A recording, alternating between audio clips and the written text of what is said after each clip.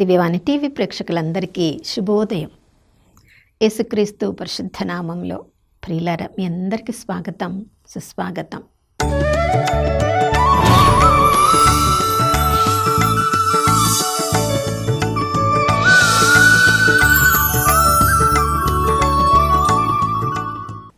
గతకాలమంతా కంటికి రెప్పలా కాచుకున్న ఆ ప్రియ పరలోకపు తండ్రికి పూర్ణ హృదయంతో, పూర్ణ ఆత్మతో, పూర్ణ శక్తితో వందనాలు తెలియచేద్దాం. నమ్మదగిన దేవుడు, విశ్వసనీయుడు ఈ నూతన ఉదయంలో కూడా మనందరినీ సజీవుల లెక్కలో ఉంచి మనకు అవసరమైన తన ప్రేమను, కరుణను, కటాక్షాన్ని నూతనంగా మనందరి మీద కుమ్మరించి నేను ఉన్నాను, భయపడకుము అని చెప్తున్నారు. కానీ ప్రియులారా, కొన్నిసార్లు మన జీవితాన్ని మనం చూసుకున్నప్పుడు నిజంగా దేవుడు ఉన్నాడా, నిజంగా నేనెందుకు జీవిస్తున్నాను, నా జీవితంలో ఇన్ని శ్రమలు ఎందుకు, లోకంలో ఎవ్వరు అనుభవించలేనంత అటువంటి కష్టమైన పరిస్థితులను నేనే ఎందుకు అనుభవిస్తున్నాను, ఇక నేను జీవించి ఉండడం అవసరమా అని నిరాశ, నిస్పృహ కలిగిన ఎన్నెన్నో పరిస్థితులను ఒక్కొక్కసారి మనం అనుభవిస్తూ ఉంటాం. మనము సాధారణ ప్రజలం ప్రియులారా, మనకే అలా కలుగుతుందని మనం అనుకుంటున్నాం. అలాంటి ఆలోచనలు మనకే వస్తాయేమోనని మనం అనుకుంటూ ఉండవచ్చు. కానీ దేవునిచే గొప్ప గొప్ప దైవజనులుగా పిలువబడిన వాళ్ళు, గొప్ప గొప్ప ప్రవక్తలుగా ఎన్నుకోబడిన వారి జీవితంలో కూడా ఇలాంటి పరిస్థితిని వాళ్ళు అనుభవిస్తూ ఉన్నారు. సామెతల గ్రంథం 16వ అధ్యాయం 4వ వచనంలో ఈ విధంగా మనం చదువుతున్నాం. ప్రభువు ప్రతి కార్యమును ఏదో ఒక ఉద్దేశముతో కలుగ చేసెను. మనం అనుకుంటున్నాం ఈ శ్రమలు కలిగినప్పుడు, అబ్బా ఎందుకు ఈ శ్రమ, ఎందుకు ఈ కష్టం, ఎందుకు ఈ నష్టం అని మనం అనుకుంటున్నాం. కానీ దానిని అనుమతించిన దేవుని చిత్తంలో ఏదో ఒక ఉద్దేశం ఉంది. దేవునిచే ఎన్నుకోబడిన గొప్ప ప్రవక్త ఇర్మియా ప్రవక్త కూడా 20వ అధ్యాయం 18వ వచనంలో మనం చదువుతున్నాం. నేను పుట్టిన రోజే చనిపోయి ఉంటే ఎంత బాగుండునో, తల్లి గర్భంలో నుంచి నేను బయటికి రాకుండా ఉంటే ఎంత బాగుండేదో. ప్రియులారా, ఎంత గొప్ప ప్రవక్త ఇర్మియా ప్రవక్త. ఆయన కూడా తన జీవితం గురించి అలాంటి మాటలు పలికాడంటే ప్రతి మనిషి జీవితంలో మనం అర్థం చేసుకోలేని కొన్ని క్షణాలను బట్టి ఏదేదో మాట్లాడతాం. కానీ ఆ పరిస్థితి వెనుక దేవుడి ప్రణాళిక గొప్పగా ఉంటుంది. తన యొక్క జీవితం గురించి అలా మాట్లాడిన ఇర్మియా ప్రవక్త అదే 20వ అధ్యాయం ఇంకా కొంచెం ముందు చూస్తే, ఆ దేవుడు పెట్టిన వాక్కు నా హృదయంలో అగ్నిలా మండుతూ ఉంది, నేను దాన్ని ఆపుకోలేకపోతున్నా. చూడండి, ప్రవక్తగా తన కార్యాన్ని చేస్తూనే ఉన్నాడు. కానీ తన యొక్క పిలుపులో ఉన్నప్పుడు వచ్చే శ్రమలను చూసి తన యొక్క జీవితాన్ని, తన యొక్క బ్రతుకును తను నిందించుకుంటున్నాడు. యోబు ప్రవక్తను గురించి కూడా దేవుడు ఎంత గొప్పగా చెప్పాడు ప్రియులారా. సైతానుతోటే యోబును గురించి ఛాలెంజ్ చేసిన ఆ దేవుని పట్ల యోబు 3వ అధ్యాయం 11వ వచనం నుంచి మనం చదువుతున్నాం. ఒక మగ పిల్లాడు పుట్టాడు అని ఎవరు నా తండ్రికి చెప్పారు, అప్పుడే నేను మరణించి ఉంటే బాగుండేది కదా, ఇన్ని శ్రమలను నేను ఎదుర్కోవలసి వచ్చేది కాదు కదా. ప్రియులారా, మనము కూడా ఈ ఉదయకాలంలో మన పరిస్థితులను బట్టి అలా చూస్తున్నామా, అలా ఆలోచిస్తున్నామా, మన జీవితాన్ని అలా నిరాశ, నిస్పృహ, మానసిక రీతితో ఇక ముందుకు సాగలేమేమో అని అనుకుంటున్నామా? ప్రతి ఒక్కరి జీవితంలో దేవుడు గొప్ప భవిష్యత్తు ప్రణాళికను కలిగి ఉన్నాడు ప్రియులారా. ఆ శ్రమలు, శోధనలు మనల్ని ఆపివేయడానికి కాదు, కానీ ప్రతిరోజు మన జీవితంలో ఆ ప్రభువుతో మన యొక్క దినాన్ని ఆరంభిస్తే ఏ పరిస్థితినైనా ఎదుర్కొనే శక్తిని ఆ ప్రభువే మనకు అనుగ్రహిస్తారు. ఆ ప్రభువు పట్ల మనం పవిత్రులంగా, నిర్దోషులంగా ఉండాలని లోక సృష్టికి పూర్వమే యేసుక్రీస్తు ప్రభుల ద్వారా మనల గురించి కలలు కన్నారు. గొప్ప ఉద్దేశాన్ని కలిగి ఉన్నారు. అది మన జీవితం.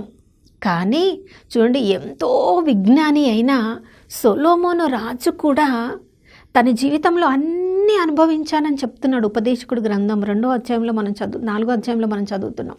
నేను అన్నీ అనుభవించాను, ఏమేమో కోరుకోవాలో అన్నీ కోరుకున్నాను. అన్నీ లోకంలో అనుభవించిన తర్వాత నేను పడిన శ్రమను చూసి నా జీవితాన్ని నేను మరొక్కసారి గమనించుకుంటే, నేను పడిన శ్రమ అంతా కూడా వ్యర్థమై గాలిలో ప్రయాస పడినట్లుగా నా కృషిని చూసి నేను అనుకుంటున్నాను అన్నాడు.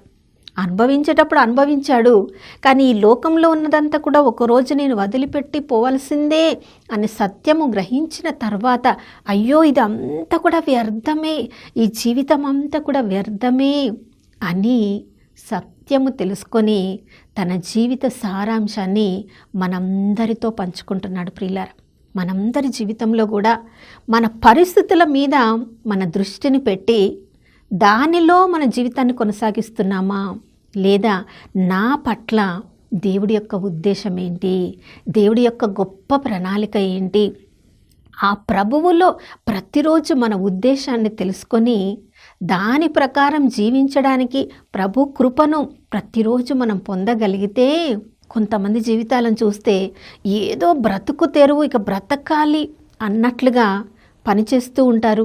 వచ్చిన డబ్బుతోటి ఆ రోజు ఇక జీవిస్తూ ఉంటారు.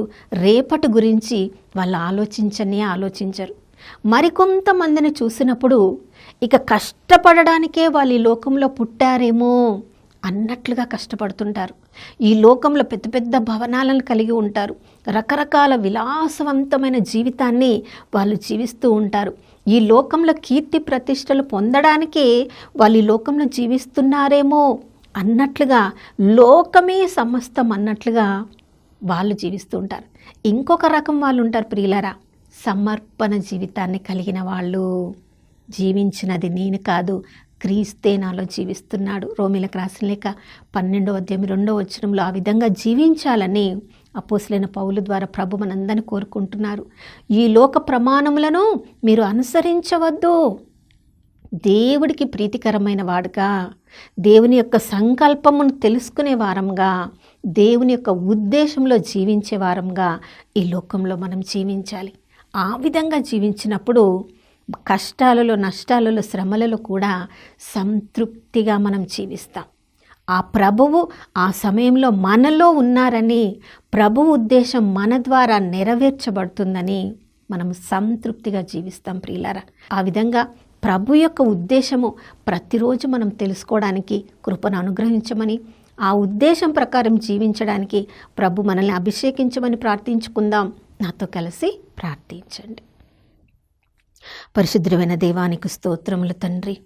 హెబ్రీలకు రాసిన లేఖ 10వ అధ్యాయంలో యేసయ్యా మీరే స్వయంగా చెప్పారు, తండ్రి చిత్తాన్ని నెరవేర్చడానికి నేను ఈ లోకంలోనికి వచ్చానని.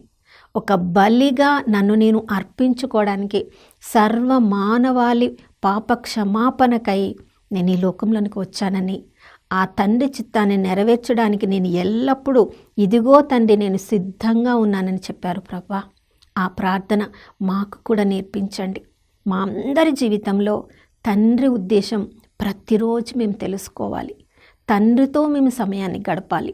తెలుసుకున్న తండ్రి ఉద్దేశాన్ని నెరవేర్చడానికై మమ్మల్ని మేము సజీవ యాగముగా సమర్పించడానికి నాయనా మంచి మనసును మాకు అనుగ్రహించండి. ప్రతిరోజు తండ్రి సంకల్పాన్ని మేము తెలుసుకొని, ఇదిగో దేవా నీ చిత్తాన్ని నెరవేర్చడానికి, నీ ఉద్దేశాన్ని నెరవేర్చడానికి మేము సిద్ధంగా ఉన్నామనే ప్రార్థన మీతో ప్రతిరోజు మేము చేయాలి ప్రభా. అటువంటి కృపను అనుగ్రహించమని యేసయ్య పరిశుద్ధ నామములో అడిగి వేడుకొనిచున్నాం తండ్రి, ఆమేన్. మన ప్రియులారా, తండ్రి ఉద్దేశాన్ని నెరవేర్చడానికి, తన ప్రాణాన్ని అర్పించడానికి ప్రభు ఇచ్చిన శక్తి ద్వారా నేను ఇది చెయ్యగలిగాను అని అపోస్తలుడైన పౌలు ద్వారా ప్రతిరోజు మనం కూడా చెప్పుదాం. మరొక నూతన శుభోదయంలో మనం అందరం కలుసుకునే వరకు దివ్యవాణి టీవీని వీక్షిస్తూ ఉందాం. ఇమ్మానుయేలు ప్రభు మనతో ఉన్నారు.